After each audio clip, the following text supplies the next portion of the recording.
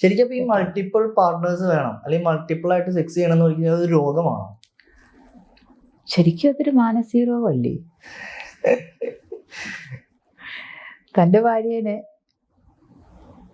താൻ കൊണ്ടുപോയി ഞാനും എൻ്റെ ഭർത്താവും കപ്പിളായിട്ട് താൻ തൻ്റെ ഭാര്യേനെ കൊണ്ടുവന്ന് എൻ്റെ ഭർത്താവിനും കൊടുത്ത് എന്നെ എൻ്റെ ഭർത്താവ് തനിക്കും തരുന്നത്, അതിനെ പിന്നെ എന്താ പറയണ്ടേ? അതിലെന്ത് സുഖമുള്ള? അല്ലാതെ ഇപ്പൊ ഒരു ഇപ്പം ഞാൻ കേട്ടിട്ടുണ്ട്, ഇപ്പൊ എനിക്ക് തോന്നുന്നു പേരൊന്നും പറഞ്ഞാൽ ശരിയാവില്ല, അല്ലാതെ ചില ആളുകളുണ്ട് ഇത്ര പെണ്ണുങ്ങളുടെ കൂടെ ചെലവഴിച്ചിട്ടുണ്ട് അങ്ങനെ പറഞ്ഞ ഭയങ്കര എന്താ അഭിമാനമായിട്ട് കാണുന്ന കുറെ ആളുകളുണ്ട് ഇല്ലേ? ഞാൻ പറയുന്ന അവർക്കൊക്കെ മൈൻഡ് ഔട്ട് ആയിരിക്കും. എന്താ, ഞാൻ ഒരുപാട് പെണ്ണുങ്ങളെ ചെയ്തിട്ടുണ്ട് കേട്ടോ. ശരി, അതിലെന്ത് ക്വാളിഫിക്കേഷനാ ഉള്ളത്? താനൊരു 10 പെണ്ണുങ്ങളോടെ ചെയ്തെന്ന് പറഞ്ഞു. ആ 10 പെണ്ണുങ്ങളിൽ അല്ല, അത് ഭയങ്കര കഴിവായിട്ട് കാണുന്നതല്ലേ ഇവര്? അത് തെറ്റാണ്. ഞാൻ അയാൾ ഇങ്ങനെ പറഞ്ഞ 10 പെണ്ണുങ്ങളും 10 രീതിയാടാ. എല്ലാം അവരുടെ വജൈന സെപ്പറേറ്റ് വ്യത്യസ്തമാണ്, അല്ലെ അവരുടെ ബ്രസ്റ്റ് വ്യത്യസ്തമാണ്. ഞാൻ മനസ്സിലാക്കിയത് ഇങ്ങനെ പറഞ്ഞ ഒരാൾ പ്രതിഫലിപ്പിക്കുവാണെങ്കിൽ ഓക്കെ, അല്ല ഞാൻ 10 പെണ്ണുങ്ങൾ ചെയ്തിട്ടുണ്ട് എൻ്റെ കഴിവാന്ന് പറയുന്നത്, ആ കഴിവിനെ ഞാൻ ഒരിക്കലും പറഞ്ഞത്. ഞാൻ പെർഫ്യൂം എന്ന് പറഞ്ഞൊരു സിനിമയുണ്ട്, ഒരു ഇംഗ്ലീഷ് സിനിമയാണ്. അതിനകത്ത് ആ ഒരു സ്ത്രീയെ കൊന്നിട്ട് ആ ഒരു സ്മെല്ല് ആസ്വദിക്കുന്ന ഒരു രീതിയാണ്.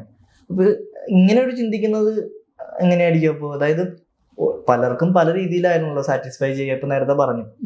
അപ്പൊ അങ്ങനെയുള്ള ഒരു രീതിയിലാവുമ്പോ അത് തെറ്റാണോ? അതൊക്കെ സൈക്കോയുടെ വിഭാഗത്തിൽ വരത്തില്ലേ?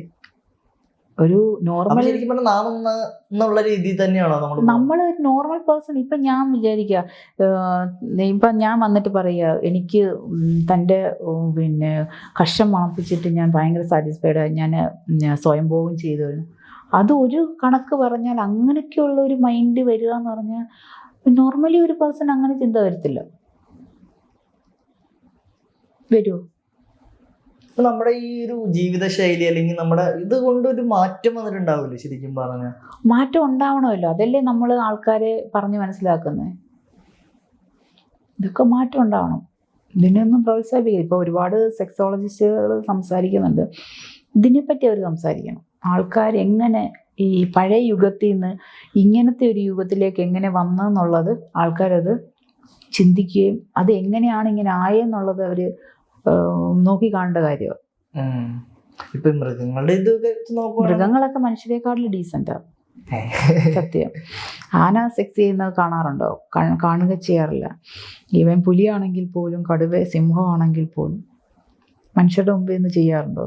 അവർക്കൊക്കെ ഒരു ഒളിമറയുണ്ട്, മനുഷ്യർക്കാണ് അതൊന്നും ഇല്ലാത്തത്. അതെങ്ങനെയാണ് പഴയ യുഗത്തിൽ നിന്ന് ഈ ഇപ്പോഴത്തെ എന്തോന്ന് +90 അല്ല എന്തോ പറയുമല്ലോ ഇപ്പോഴത്തെ കാലത്തിന്, ഈ യുഗത്തിലെ പിള്ളേരൊക്കെ ഇങ്ങനെയാണ് അങ്ങനെയാണെന്നൊക്കെ പറയുന്നതിനോട് എനിക്ക് വലിയ കാര്യമൊന്നുമില്ല.